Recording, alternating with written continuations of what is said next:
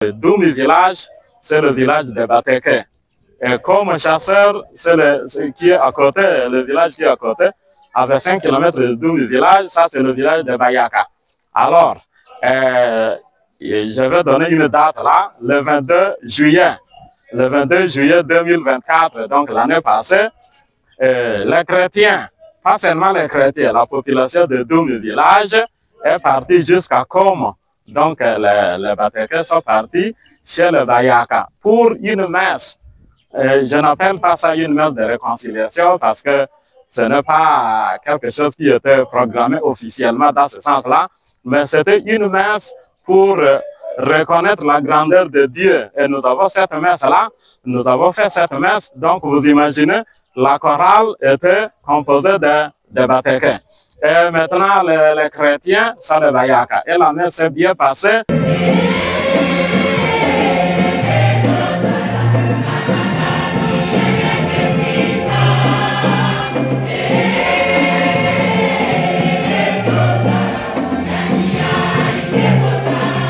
Nous étions partis à bord de tout un camion, nous étions une centaine de personnes dans la population, pas seulement les catholiques, hein. C'était tout le monde représenté, et puis pas seulement les jeunes gens, mais il y avait les enfants, il y avait les mamans, il y avait les papas, il y avait des vieux, tout comme des jeunes. Nous sommes partis là, on a fait la messe, et après la messe, nous avons été réconfortés par un grand repas que ceux-là venaient de nous offrir. Il y avait à manger et à boire. Il y avait en même temps la nourriture, il y avait en même temps aussi à boire. Donc, il y avait le masanga. Et je m'appelle François Alirac, prêtre, hein, missionnaire.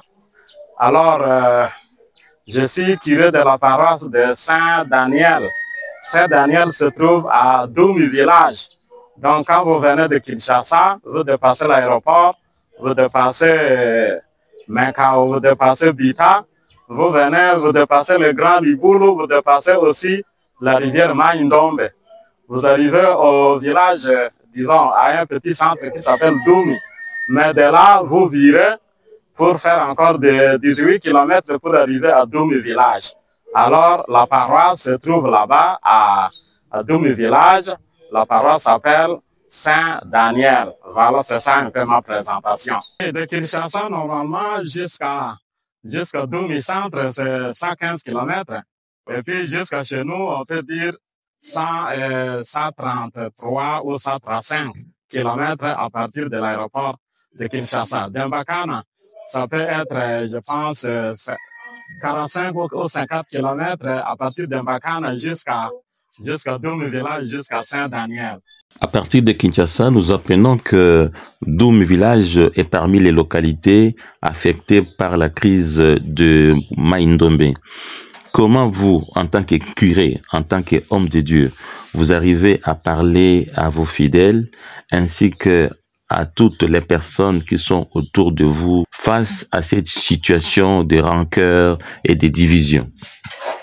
Oui, effectivement, Doumi village et aussi le village environnant ont souffert de cette séparation entre les peuples. Séparation, c'est-à-dire la guerre, l'événement qu'on appelle l'événement Mobondo. Oui, Doumi village a souffert de ça, beaucoup d'autres villages environnants ont souffert de cela. Alors, maintenant, il faut laisser de côté l'histoire, ce qui est passé, déjà passé. Je pense que maintenant, c'est le temps de prêcher l'amour, la réconciliation entre les peuples. Et d'ailleurs, cette réconciliation a déjà commencé parce que depuis que nous avons constaté que voilà, la guerre a diminué, les gens ont commencé, les gens qui avaient la haine dans leur cœur, entre eux, la haine à cause de tribus, à cause des langues, et maintenant ils ont commencé à reprendre l'unité d'avant grâce au projet Lisanga, mais aussi surtout grâce à la parole de Dieu qu'ils écoutent, à l'évangile, parce que je me rappelle que, par exemple, Doumi village, c'est le village de Bateke. Et comme chasseur, c'est qui est à côté, le village qui est à côté, avec 5 km de Doumi village, ça c'est le village de Bayaka. Alors, je vais donner une date là, le 22 juillet. Le 22 juillet 2024, donc l'année passée, les chrétiens, pas seulement les chrétiens, la population de Doum village est partie jusqu'à Como. Donc, les Batékés sont partis chez le Bayaka pour une messe. Je n'appelle pas ça une messe de réconciliation parce que ce n'est pas quelque chose qui était programmé officiellement dans ce sens-là, mais c'était une messe pour reconnaître la grandeur de Dieu. Et nous avons cette messe-là, nous avons fait cette messe, donc vous imaginez, la chorale était composée de Batékés. Et maintenant, les chrétiens sont les Bayaka. Et la messe s'est bien passée. Nous étions partis à bord de tous les camions. Nous étions une centaine de personnes dans la population. Pas seulement les catholiques, hein. C'était tout le monde représenté. Et puis, pas seulement les jeunes gens, mais il y avait les enfants, il y avait les mamans, il y avait les papas, il y avait des vieux, tout comme des jeunes. Nous sommes partis là, on a fait la messe. Et après la messe, nous avons été réconfortés par un grand repas que ceux-là venaient de nous offrir. Il y avait à manger et à boire. Il y avait en même temps la nourriture, il y avait en même temps aussi à boire. Donc, il y avait le masanga. Et après ça, nous sommes revenus. Et vous imaginez qu'au retour, nous étions sur un grand camion là. Tout le monde ne faisait que chanter un chant de réconciliation au retour. Donc, en allant comme au retour, c'était la joie. Tout comme le peuple que nous étions partis visiter aussi est resté dans la joie. Et dès ce moment-là, la confiance totale est revenue entre les deux peuples. Et moi, je trouve ça comme une illustration, comme un exemple qui montre que avec Dieu, tout est possible. Donc, il y a moyen de se réconcilier à cause de Dieu, mais aussi à cause de l'État, parce que l'État est là pour unir tout le monde. Donc, d'abord Dieu, ensuite l'État, tout ça, ils travaillent ensemble pour que l'unité puisse revenir entre les peuples qui étaient jadis divisés. Voilà, c'est presque ça.